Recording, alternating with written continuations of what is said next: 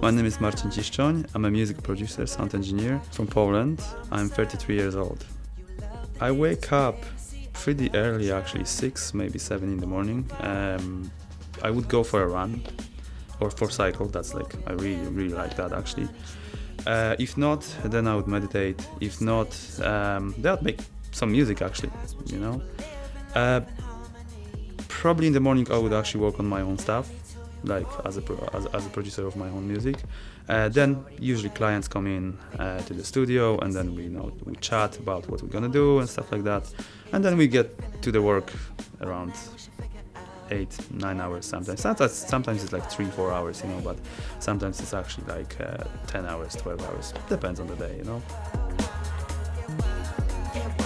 I picked up a keyboard. It was one of the old Casio that my father bought, and started playing some random chords, random notes. It was actually, I tried to kind of recreate Jean-Michel Jarre, that French producer and composer, who like really deep into electronic music, and kind of from there went to develop my interest in music basically. I went to college just to study that, you know. I was like, okay, I actually want to do this sound thing for the rest of my life, I guess.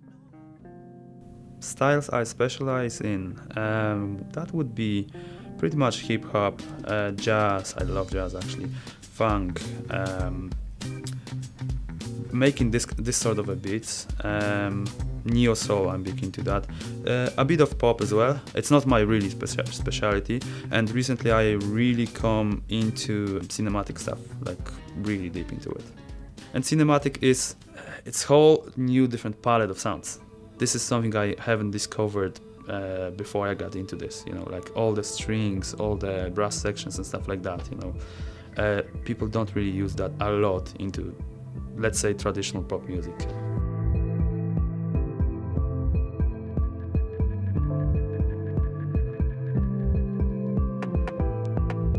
My favorite topic in audio is sound engineering. I'm really big into that, and I love all this EQ, compression, you name it actually, you name it. All those plugins, any sort of hardware, you know, either vintage or modern, you know, tube stuff.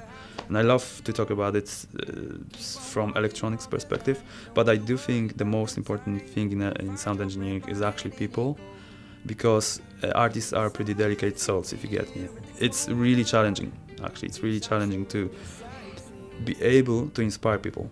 Like this is, I think that's super rewarding, because, you know, when you see someone picking up what you say and later on in the year, like doing the thing, you're like, whoa, that's really cool, you know, because, you know, it gets you like this kind of a nice feeling that you're actually helping others, that's you like improving the world, you know. My workflow sometimes actually differs. It's never exactly the same, but there is some sort of similarities. So, for example, let's say we have a client, or we have an artist coming in basically, and usually artists have some songs, so they've written some songs, they have no production done.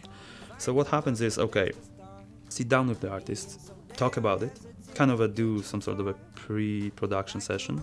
Okay, what do you want? What kind of style we're going for? Show me your songs, let's play this, let's get on a piano or guitar, whatever your instrument is, and, you know, try things first. Then we sit down and start making beats, you know, taking some drums, taking some loops, play some chords, get some bass guitars, whatever we actually need. And then after we get song to be mixed, backing track, then we get to vocals. So vocal recording is usually next session, maybe next 2 sessions. Then vocal processing, which means, you know, we have to tune it sometimes, we have to align the vocals. Like if you want to make this kind of a big pop sound, sometimes you just need to use 10 takes or 5 takes and align them with each other, you know, and align them with the main vocal, lead vocals basically. And after that part comes mixing, the rest basically. So like the backing tracks is pretty much mixed, we have vocals, then all the stuff is tuned and it's being mixed, and after that becomes mastering. So it's I'd say it's pretty standard actually way, you know, like kind of separate the stages. It's important to have a good quality mic. That's cool. It's important to have a good quality equipment. But it's not like if we don't have it, we can't make it.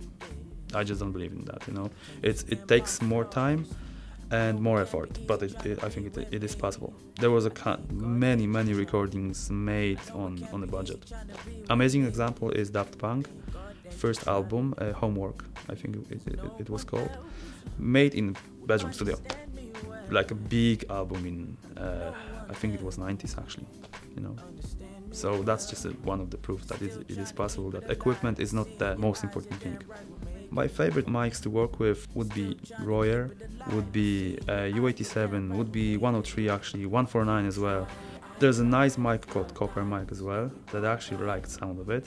Sometimes even standard SM58 would do, or 57. That actually strongly depends on the application as well. Different mics for the drums, different mics for vocals, and actually different mic for any vocalist. It's not like, you know, every single vocalist would use exactly the same mic, you know. If I was on desert island, I would bring piano with me.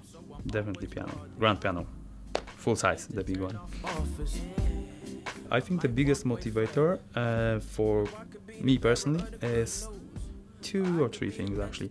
Well, I'm passionate about it, so that's constant motivation, just that you kind of kick yourself in your butt, you know, every single day. That's just the way it works, I think. And second thing is actually seeing your work being appreciated by people, you know, like you go to your artist gig and you see all this crowd and stuff like that, and you're like, yeah, that's cool.